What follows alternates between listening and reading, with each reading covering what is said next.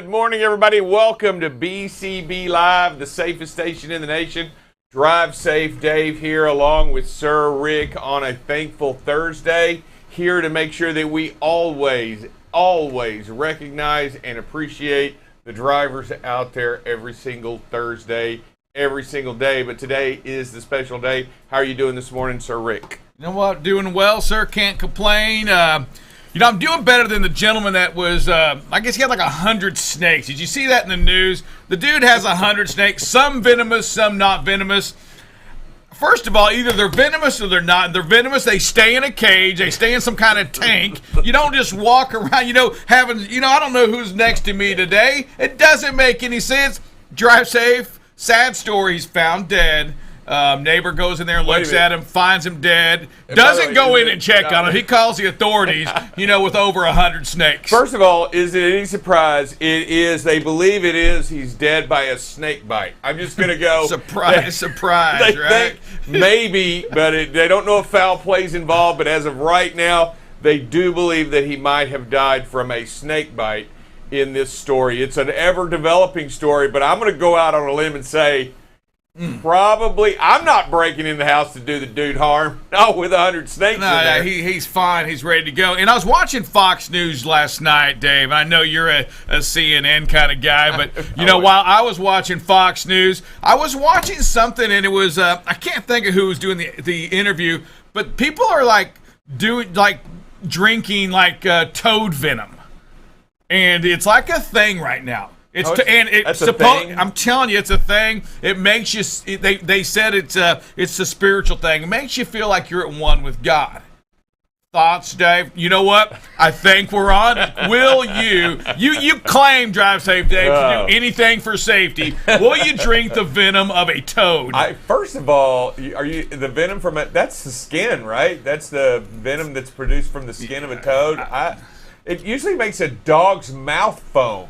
Have you seen that? It's not the same effect on humans, so it's not the same effect on humans, Dave. I think you'll be okay. Foaming at the mouth. I think if you have any other illnesses, certainly it will cure them. And I'm thinking, you know what? Why would you think toad venom will cure an illness? It's an old wives' tale. I read it. It's in the Farmer's Almanac too. Yeah, so it's got to be true. I've read the Farmer's Almanac. I don't know that I read. So is that stuff easy to get? I mean, is it FDA? I don't know. Is every toad? Do they all have venom? I don't know if you have to go like South Africa, South Central America, start searching the Amazon for these toads, these mystery toads. Oh my God! Is there one toad that's more effective than the other? I don't know. You know what, Dave? I say this: if you want to know God, go to church. Skip the venom from a toad. That's my saying. Yeah, that's probably good. First row. Sit in the front. You don't have to sit in the back either. Go move all the way up to the front. Hey, Dave, but we did. They caught the gentleman at the subway that shot the people at the subway in New York. They did. So from what I understand, he turned himself in. He called from a McDonald's and said, "Hey, if you want me, come get me." And they definitely wanted him, and they came and picked him up. He couldn't go home. He couldn't go anywhere, and his mobile ride was gone. He didn't really have anywhere to go. So that's what I heard, too. I read this story. I think you shared this from Newsweek. A triumphant New York mayor, Eric Adams, announces the arrest of the suspect behind the Tuesday shooting at the Brooklyn subway that left 10 wounded. So congrats, they got him. Here's a part, Dave, because I understand the same thing as you. City officials during a Wednesday press conference described the end of a nearly 30-hour manhunt for Frank James, who faces all these things we got. And they said, they went out there, he couldn't go anywhere. And Dave, I don't think he was going anywhere. I saw pictures that they had from like a kid that saw him out there sitting outside of a McDonald's. He wasn't running anywhere. I think he actually he tipped himself in and said, "Hey, you know what? I'm sitting in here at the McDonald's. Come get me." Yeah, I'm sitting here. I'm watching the police drive by and everybody. I'm sitting here. Tired of this hunt. I'm right here. What are you gonna do? But hey, Dave, it's just again, man, we continue to see just craziness around this country. You know what? It's something that we just. He's going to be charged with the terrorist act, obviously. For certain, yes. Yeah, they're going to charge him on a federal crime. They moved him yesterday from a New York precinct over to the federal. He goes in this morning. Oh, he does. Yep, he goes in this morning for his arraignment or whatever that is. I don't know if that's an arraignment. They said on social media it shows huge rants, like hours and hours of video of him talking about how there is a war going on and everybody needs to get up and fight. So obviously we're talking about somebody who's probably not all there, I would say, and how he got the means to do what he did is pretty scary. I mean, to be able to go in and just start throwing smoke bombs and firing into a crowd of people in a subway, very scary. You know, once you get the subway going, there's nowhere to go. I mean, you're in a car. I mean, it's pretty scary, you know, to think that you're trapped in a smoke-filled environment with guns going off. Yeah, and, you know, probably, well, a lot of things on that. But he went down there dressed as almost like Sir Rick. He had his vest on. I saw that. For a minute, I thought it was Sir Rick going into the turnstile. And then I was like, wait a minute, is that Sir Rick? You know what? You may be going to hell. But you know, they also, what really is alarming is that come to light out of all of this is the lack of camera work. All the cameras not functioning properly in that subway. They've got all these cameras down there. Don't get me started. Don't get me started on cameras. You know, when we talk about cameras, you know, we can talk about cameras within the, you know, all over the place. Everybody has cameras. And guess who else has cameras? Most of these trucks have cameras that we see. And when we watch it, and understand, Dave, and I'm going to go with this because this is Distracted Driving Awareness Month. You know what? What better way to find distractions than those cameras that are mounted on most every truck today? You know, most trucks have it. Most cars have it as well.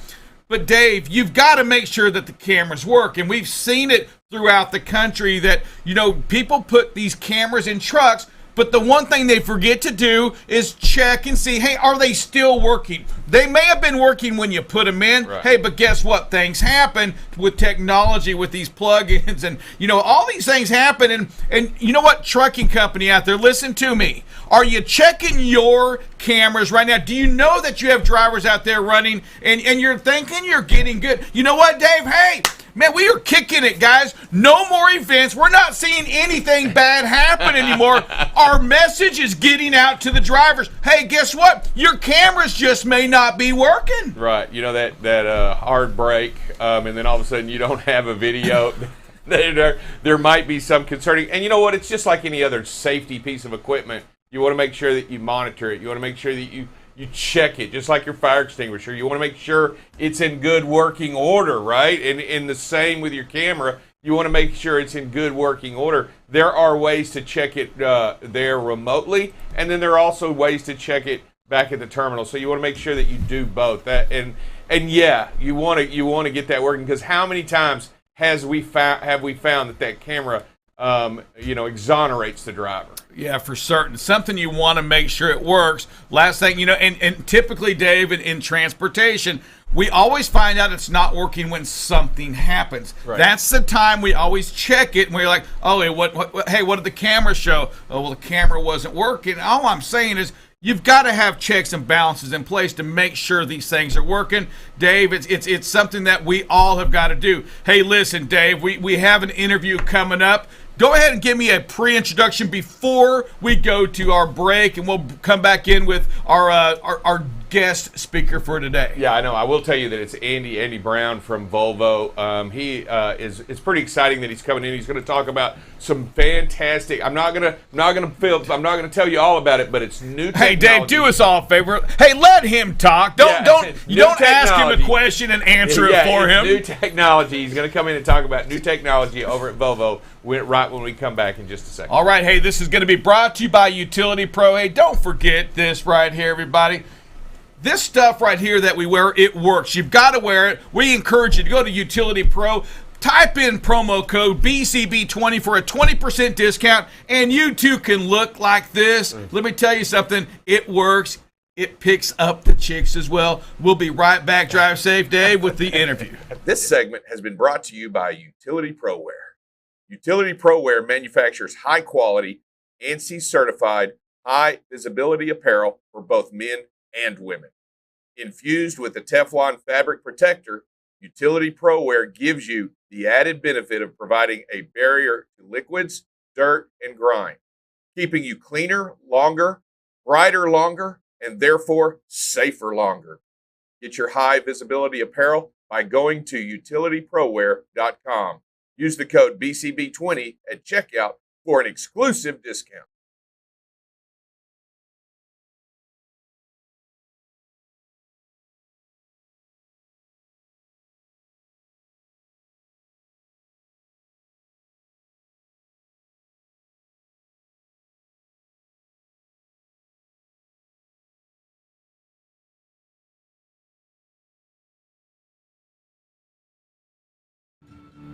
Coming into you. All right. Hey, this is Drive Safe Dave with BCB Live, the safest station in the nation. And here we are coming into the studio via our massive technology is Andy Brown. Hey, Andy, how are you doing today? Hey, I'm all charged up. How are you? I'm all charged up. Hey, how'd you like that little? How'd you that like was that? good. Yeah, how'd you like that little intro we had for you set up? Did you like that? Thanks for setting me up. That was good. I like the charged up thing, and Dave, he gave you the biggest lead in ever. Can you kind of lead Dave, take it over from that? He's charged up. Why would Andy be charged up? Yeah, Andy. Hey, head of product marketing at Volvo, product manager marketing at Volvo. Tell us a little bit about what you do and why you're here today to talk.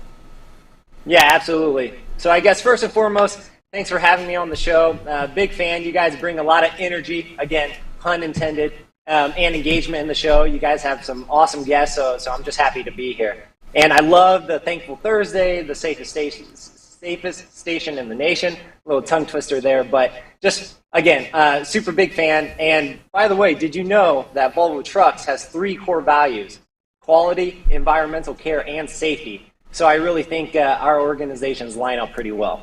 So, absolutely. Anyway, and I think that's really fundamental. I think that's what's going to have to go across the board for every product as it enters into this new next generation. So, talk to me a little bit about the new Class 8 vehicles that we're going to talk about today. Yeah, so, product marketing manager with Volvo Trucks, right? So my work is really defined by the promotion of the awareness and importance of sustainability through alternative fuel sources. And in my instance, it's electrification. So this means I get to partner and support the super talented groups within Volvo Trucks, our extraordinary dealer network, and our amazing customers in North America, and groups like yourself, affiliate groups, regulatory groups, and things like that. So what I see in Volvo's electromobility line is really a total solution of history-defining, game-changing technology that the heavy transport industry really needs and should be very excited about. Yeah, and in a nutshell, you're just talking about electric trucks, right? Basically, you're talking about electric big trucks out there doing the heavy work that right now only diesel engines are doing, correct? What? Well, yeah. So the electric truck is, the way I like to put it is you think of a band and the electric truck's that singer, the star of the show. But there is much more to that. So electrification is really an ecosystem, and I'll talk about that a little bit later, but there's a whole stage and a support cast that sets up that singer. You got the guitar player, the drums, and in the instance of an electric truck, you have your charging infrastructure, you have the, contracts, service agreements, things of that sort. So you have to look at this electric vehicle in both a traditional sense and a non-traditional sense. Hey, Andy, I have a question for you. Obviously, if I wanted to start to be an electric truck manufacturer, I can't just jump in and say, you know what, I'm an electric truck manufacturer. There's a timeline that goes with that. Talk to us about Volvo's timeline in getting involved in this electric truck. Yeah, so I'm really glad you asked this question. This is actually one of my favorite talking points. So our electrification journey in North America started in 2019 with the Lights project. But I think it's worth highlighting that Volvo Trucks globally and Volvo Group, we're no strangers to electrification. In fact, we have over 5,000 electric buses and trucks internationally that have accumulated over 6 million EV miles. So here in North America, we had an amazing foundation to really build upon. So getting back with the Lights, that's an acronym. So Low Emissions Green Heavy Transport Solutions, which was a 14-organization partnership in Southern California to pressure test the feasibility of electromobility, that ecosystem that I talked about. And $90 million was on the line for that project. So for us as an OEM, the outcome of that project was or is the VNR Electric, which started production in 2021 at our new River Valley plant in Dublin, Virginia.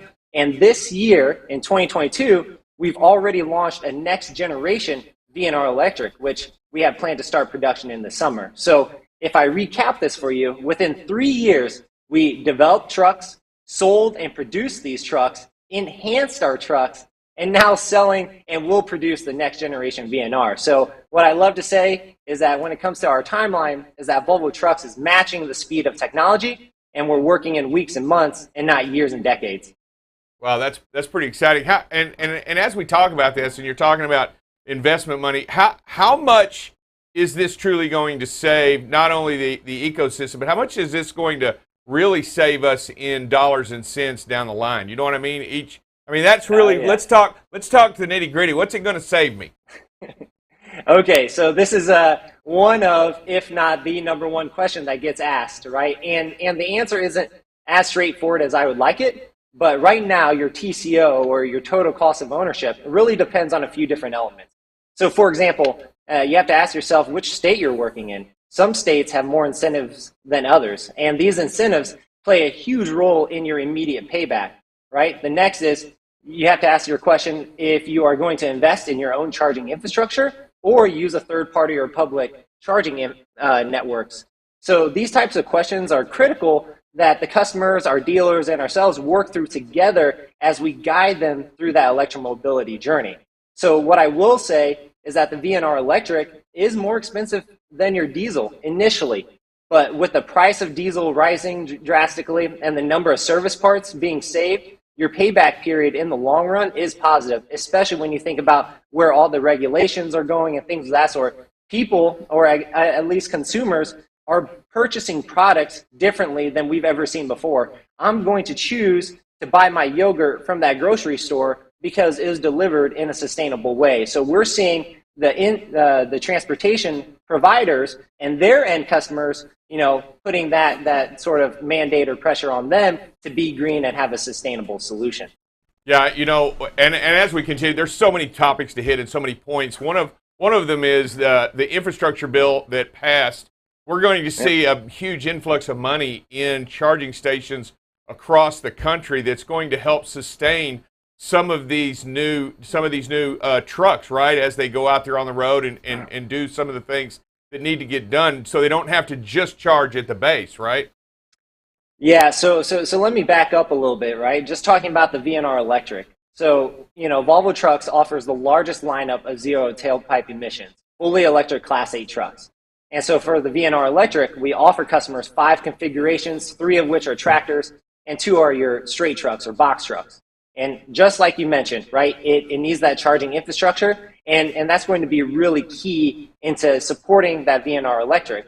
And yeah, like you said, with the bill and the amount of money that's being invested, the VNR Electric right now is really targeted for that local and regional distribution, where you have planned routes, you can coordinate your operations around those charging times, and then what's next is everybody's favorite. What's going to happen with long haul? And the more mature our infrastructure will be, the better we will be positioned to satisfy that target market. Yeah, Andy. So in my other job, I spend a lot of time talking on sustainability to large shippers, and you bring up this point because in my last conversation I had last week, a customer that ships out about 800-mile length of haul, their goal, what they want to tell their stockholders is, hey, in 2024, we want to be on our dedicated routes purely electric. And with the length of haul that long, the infrastructure is just not ready for that part. Am I right with that?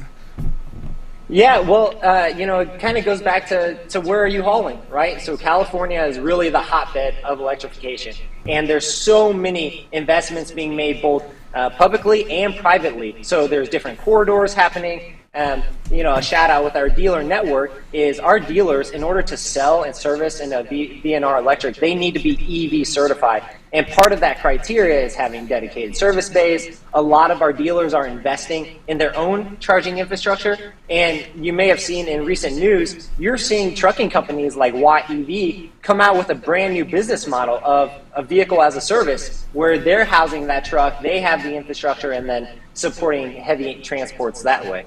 Hey, one more thing on this. When it comes to the the EVs, you know, I got to get my lingo down too for this. The EVs. I sound like one of you now. When it comes to the EVs, have we lost anything on the safety side? I heard you talk about your core values with Volvo. One of the reasons why we really love that Volvo truck are all the safety features that you have, you know, including like the cab, Dave. We talk about just that. But on the electric vehicle, is it just as safe as those other trucks?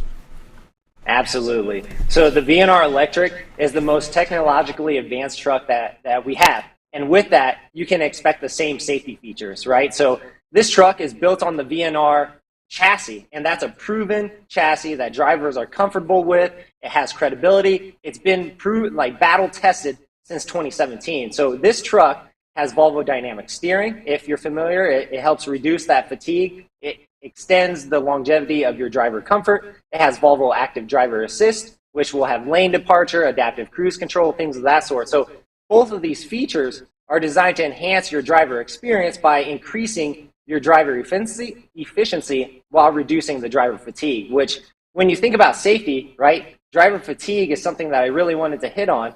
Even though it isn't like your hot topic of safety features, right? You just want to protect the human. But driver fatigue, it's a real thing, and you all know that. That's why we have the mandatory driver brakes. But these two safety features that I mentioned, plus the fact that this cab is quiet, significantly helps drivers and positions them to leave their shifts fresher than they may have in a traditional diesel. You know, as you talk about that, and we're talking about these electronic trucks, how much more efficient are they when it comes to mechanical breakdown? I mean, I know we don't have the long-term numbers here yet, but to me, it seems with the electric engine, you're going to have less problems with. We definitely won't need the DEF filter, and we definitely won't need. Nope.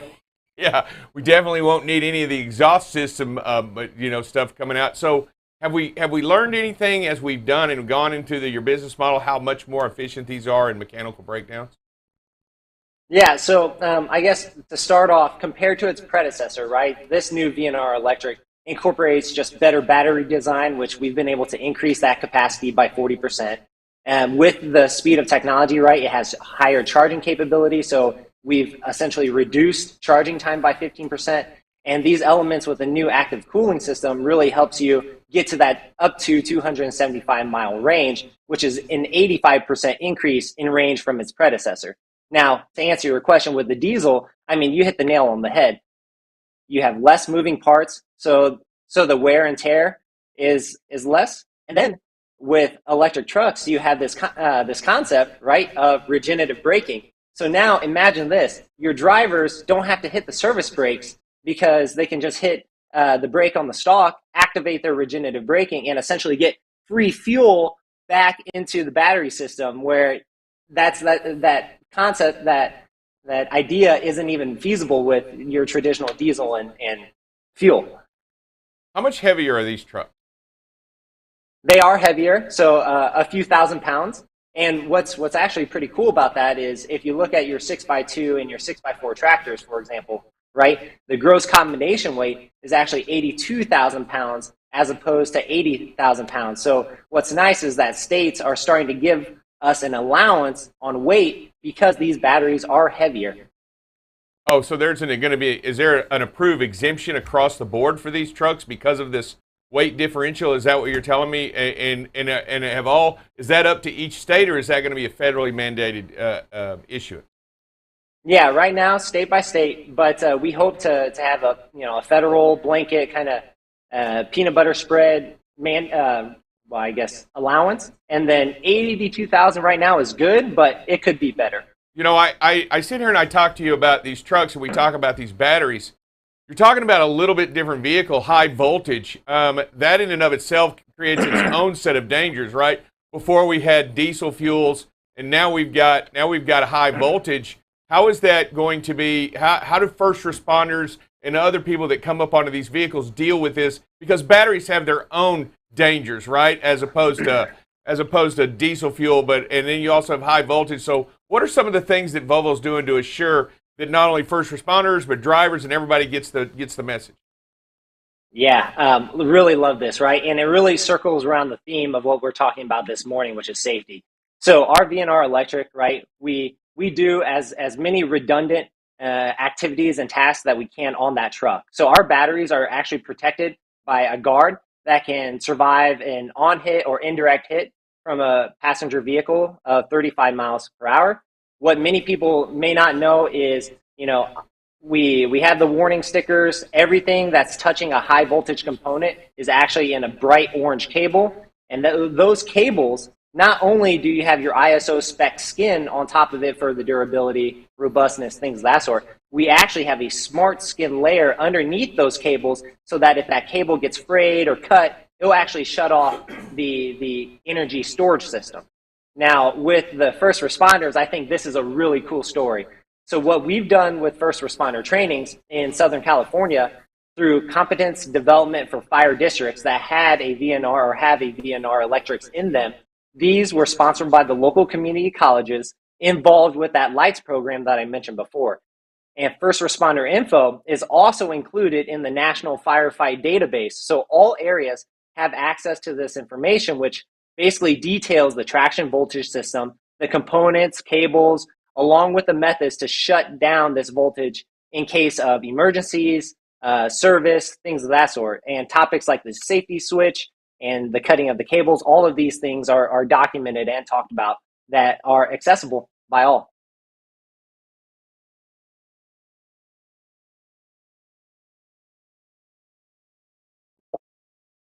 Uh-oh.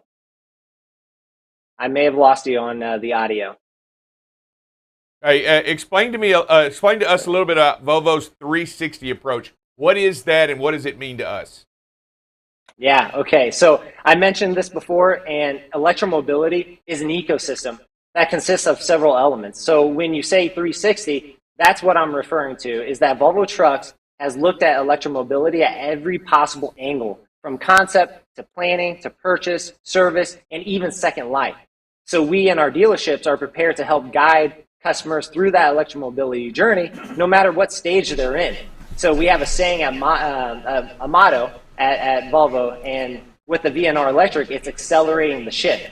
And we believe in order to accelerate the industry shift to electric, we need to have a solution and even pivot our solutions appropriately to continue to exceed the expectations of our customers. That's good stuff. Hey, Andy, we have about a minute and a half. But before that, I need to break this down for you because, when people go out and buy their Volvo, they get out and drive, say, Dave, you know this, they brag about that miles per gallon. What the heck are they going to measure now? There's no more miles per gallon. Is it like miles per kilowatt hour? What are they going to look at? Kilowatts per hour. Kilowatt hour per mile. There you go. There we go. Wow. That's another measurement drive. Say, Dave, can't wait to start doing this. I'll have to get my calculator out because I'm not even sure I'm not even sure the bragging point yet on that, but we'll figure that out. In the truck stop, there'll be a new bragging point, and nobody will quite get it. But that's interesting stuff. I tell you what, you're bringing together a bunch of great. Volvo's bringing a bunch of great stuff, bringing it to the market. There has to be a change, and inevitably what y'all are doing is leading the market in the change, correct? Absolutely. Well said. Yeah, I'm excited. Go ahead. Yeah, well, I was just going to say, I wanted to close that, hey, this is Andy Brown with Volvo Trucks, the VNRE, the best you'll ever see, here with BCB Live, the safest station in the nation. Woo! Wow, I didn't even have that may be the best one ever right there. We didn't even have to prompt you on that. I'll tell you what, great stuff, Andy. Hey, by the way, I'm excited about this. You have an open invitation. Will you come back and see us again in the future if we have more questions and more stuff for you about this very topic? Anytime you'll have me. My pleasure. All right. Thanks, Andy. Appreciate you. Hey, appreciate you, Andy. Have a good one, buddy. Thank you for joining BCB Live. Drive safe, Dave. Pretty cool stuff there, right? Neat stuff. I'll tell you, it's exciting because there's definitely a need in that last mile delivery, right? To help access that, to jump in there and change the way we look at it and change the way we do it. But I'll tell you, very, very exciting stuff. Great interview. I you know what? Andy kind of brings that energy and that excitement up level to just about you and me, Sir Rick. Boy, right? He was there, Drive Safe Dave. Let me tell you, he did his homework. He knew about BCB Yeah, I Live, like safest station in the nation. He said some good things in there, too. Yeah, blah, blah, blah on the electric thing, but he kept saying I'm a big fan of BCB Live. I did like That's that. all I heard. I was did right too. at that part. He had me at that moment right there. I became a big Andy, became a big Volvo fan. Listen, they're playing the electric in that EV market serious. It's something that's real. I brought that up, Drive Safe Dave, because we're reading about it. We're hearing about the sustainability. We're hearing it from banks. We're hearing it from shippers. We're hearing it from everybody. Listen, you're going to have to. I know some of you I want to keep my truck. I want to have it's changing. Times are changing. Right. Dave, and it's not for us. It's for our kids. We want this earth to be there. I don't know if I believe any of it, but I'm going with it. I don't, aerosol cans are out. I just give me the old arid extra dry, Drive Safe Dave. Just give me the old can. And yeah, well, there's the hairspray. What was that? All the hairspray. I think that went out in the 80s. The huge cans goodness sakes. Hey, but Drive Safe Dave, listen, we're going to come back. We still have some weather. I don't think it's as bad as what we saw, although I do believe we have some storms coming up, going up to that northeast. But there's only one way for y'all to hear this and understand how bad it is, and that's with our very own Double Check Dale. He's coming up next, folks. Only right here, Drive Safe Dave. This is what? The safest station in the nation.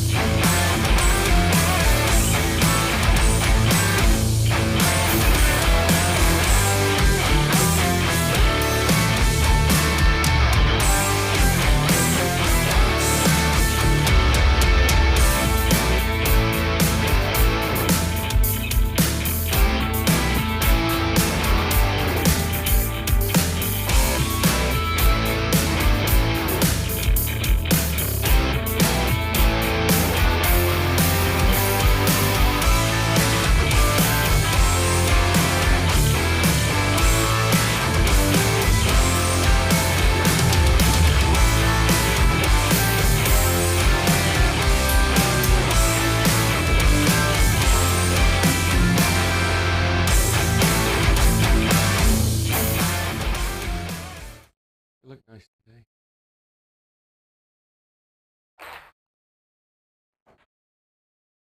Sir Rick Man of the boards with a great intro there. Thank you, sir. And it is Thankful Thursday. Thank you to all the professionals out there that get up and do what you do every day safely. Thank you.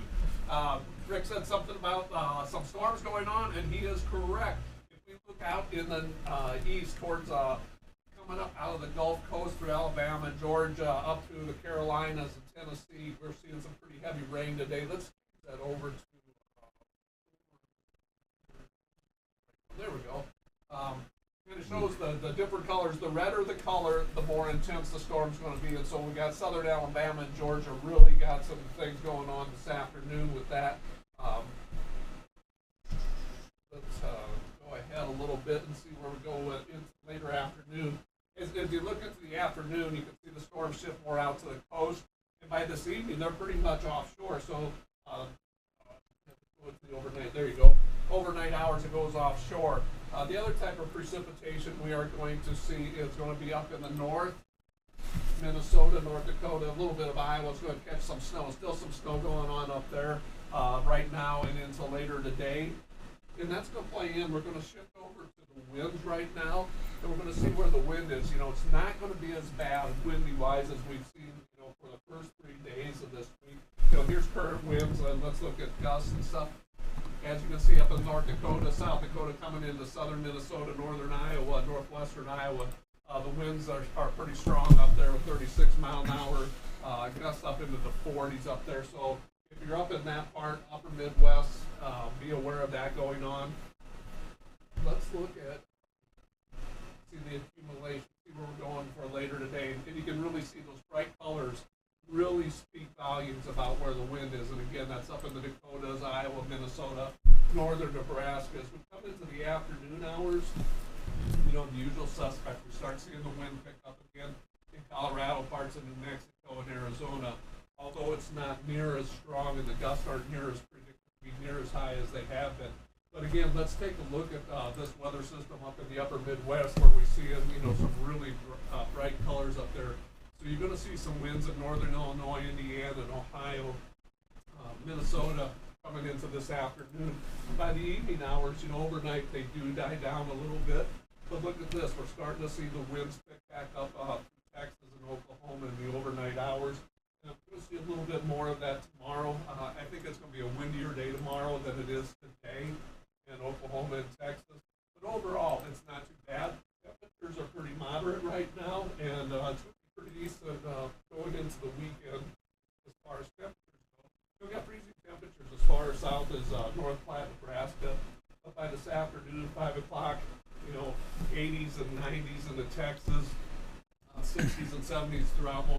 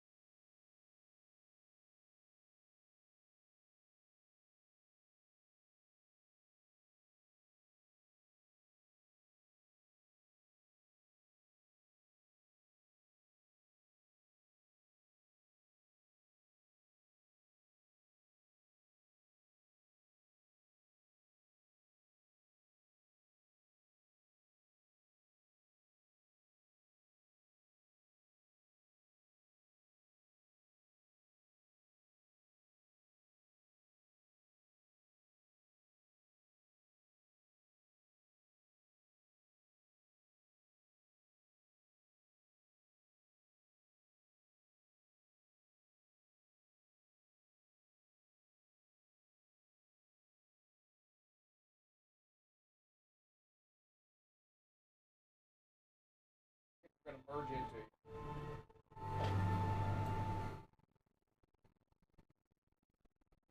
All right, and welcome back to BCB Live, the safest station in the nation. Drive Safe Dave here, along with Double Check Dale and Sir Rick manning the boards. It is, what are we talking about? We are talking about road construction safety this week, and it's National Week for Construction Safety, Road Construction Safety. And Awareness so today, Week. Yep. The other again?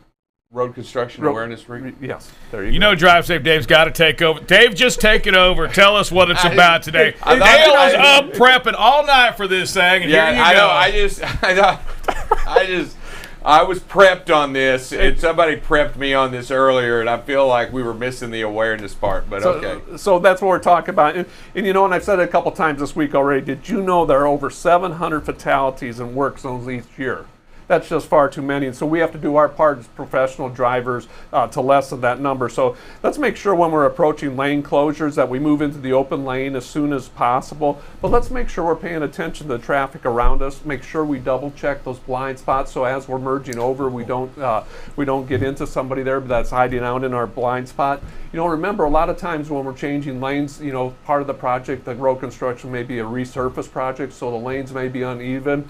Your vehicle may rock a little bit, steer a little bit different, so make sure we're paying attention to that. You know, and as we go into these construction zones, sometimes we see, you know, the barrels and the cones. Somebody may have hit one and may be obstructing a lane, so be aware of that. So if somebody stops ahead of you, it may be because there's a cone or something in the middle of their lane. What do you think about that, Sir Dave?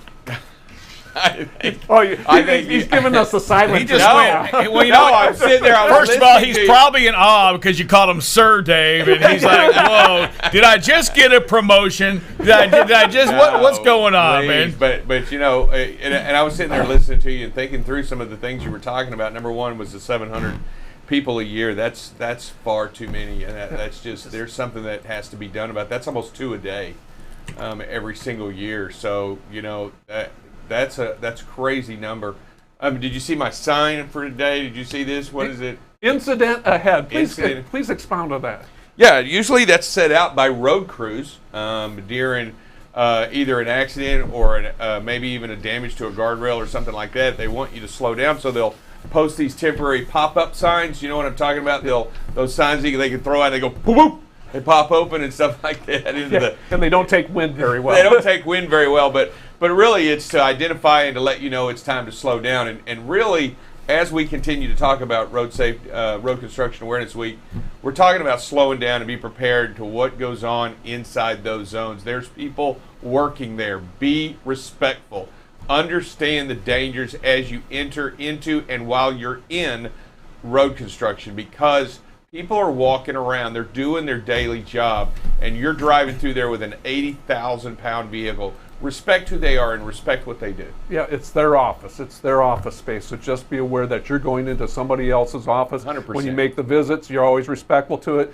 That's their office. Be respectful to them and their workspace. All right, let's go into the videos.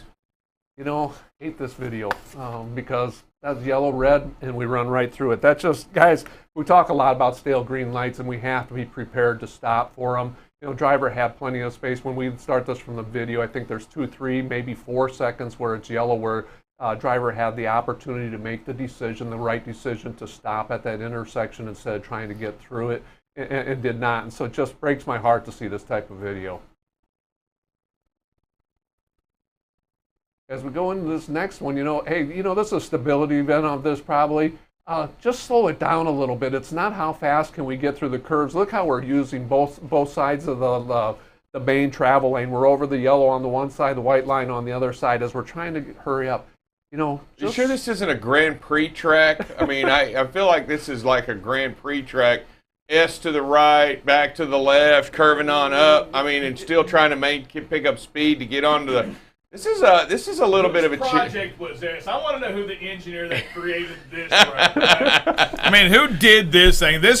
I promise you, who did this on-ramp, he no longer works for the city or the state. He's no longer a civil engineer. He's doing something else. In fact, I think I know exactly where this is. This is located real close to us, and right out here. And I have seen a tanker truck turn over right here because of this I've seen a vehicle turn over right here because of that S curve. Yeah, we just have to slow down, slow the chaos down, just slow it down and manage your speed going through there. I mean, those yellow arrows are telling us that it's tightening up a little bit, that curve is tight, and so we have to manage our speed through there, slow down and not, weave from both sides like your Mario Andretti.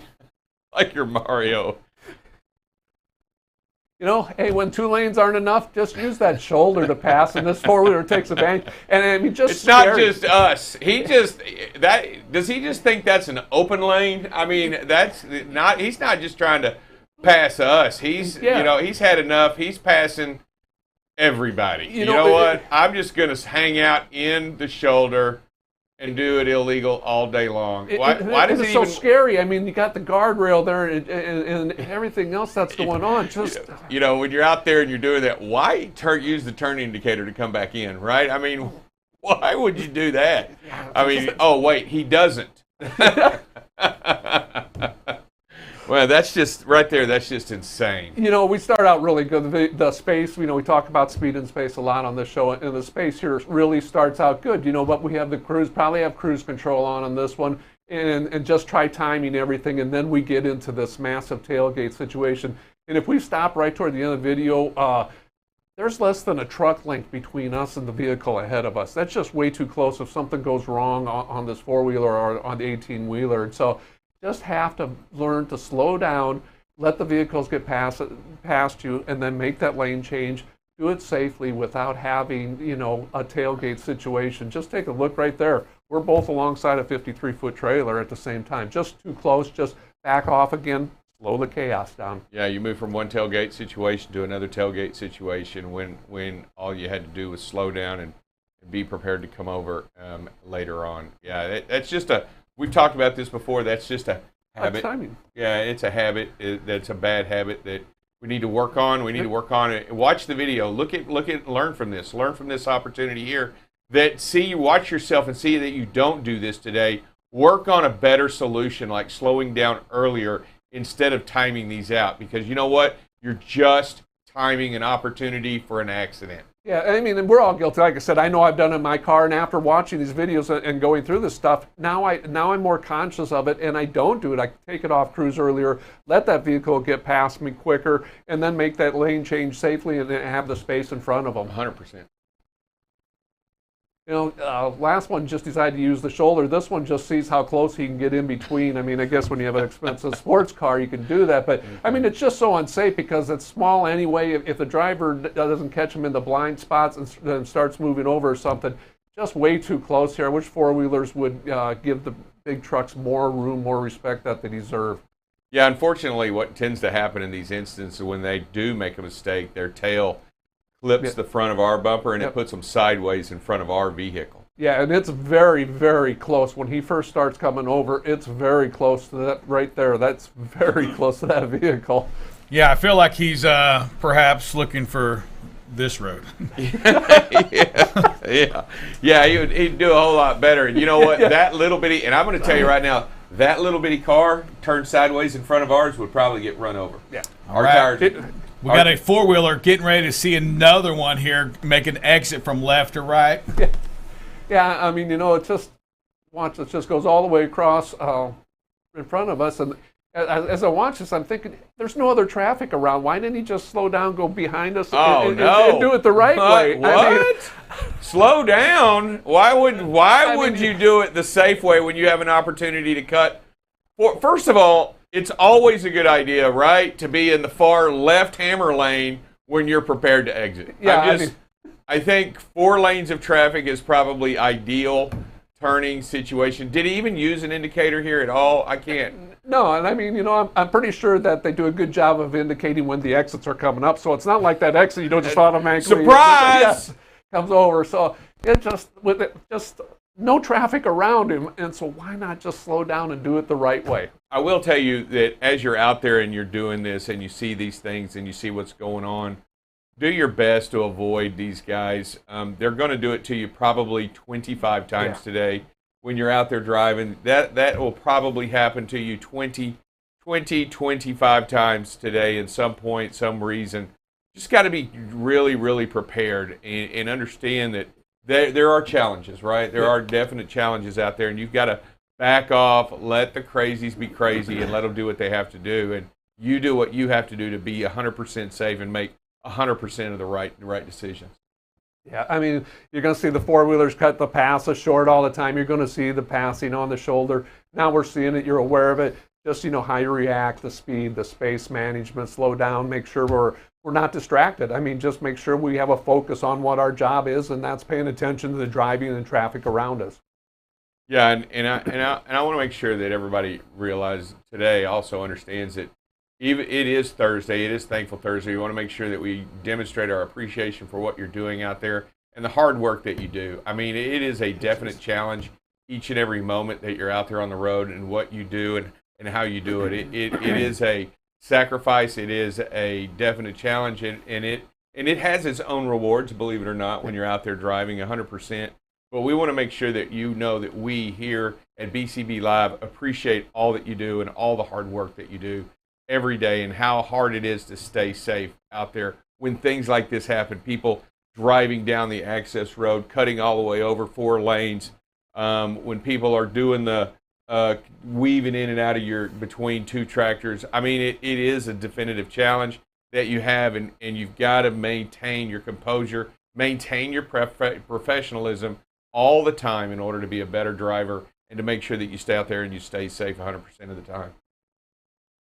That is a true statement. That's so true. You know, I was walking around the yard the other day and I saw that sign that says, "You are about to enter the most dangerous workspace in America, the roadways." And I mean, so on this Thankful Thursday, I'm so thankful for the drivers that, you know, continue to focus on being safe out there, understanding that they have a dangerous job, that that some of it they can't control, but a lot of times, like when we see those four-wheelers coming up and cutting in between us, it's how we react to it, it's how we prepare for it that keeps us safe out there and keeps them safe. And so just thankful for all the drivers, the professionals out there that take care of it and do their best every day. All right, and before we get out of here, I just want to remind everybody that let's do something about hashtag in the streak up here here in Texas alone. In the streak, but it can go countrywide. It is hashtag in the streak. Make sure that you are. Make sure that you are paying attention to what you're doing out there on the road, because we want you to be safe. We want you to understand how important it is to do the right thing. We want to stop these accidents. We want to correct them. We don't want them to no more fatalities in this area. And the only way to make that happen is by your hard work and your continued support and getting the message out on what we're doing each and every day. So, all right, with that, we'll go ahead and close with a quick prayer. Sir Rick, you want to close with a prayer? All right, I will. Sir Rick said I will close with a prayer. Dear Heavenly Father, we gather before you today to ask for your grace in all things. Give us the strength and the courage to go out and do what needs to be done. Keep us protected in the moments. Help us focus on in the time allotted to us out there while we drive. Keep your hand on the wheel so that we can be strengthened by what you want us to do and by what needs to be done. Father, we appreciate all that you have given us, and we ask for your grace in all things. With this, in your name we pray. Amen. All right. Thank you. All right. We'll be back tomorrow. We'll see y'all tomorrow. And with that, this is BCB Live, the safest station in the nation.